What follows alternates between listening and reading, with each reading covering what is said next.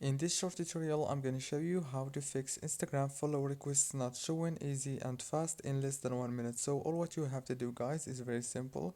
First thing, open the settings on your phone and then go to the wireless and networks and then go to the airplane mode, enable it and disable it. Go back again and then open the apps manager page. On this page you will find all the apps that you have on your phone. As you can see, open the Instagram. Now this is the app informations page. All what you have to do here is click on this force stop option and then go to the storage. Click on this clear data option and clear cache. Go back again, click on the data usage. Now here make sure that all those options are enabled like this and then disable them and enable them again.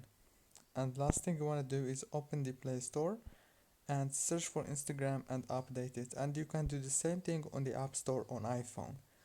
Don't forget to like and subscribe. Thank you for watching this tutorial until the very end.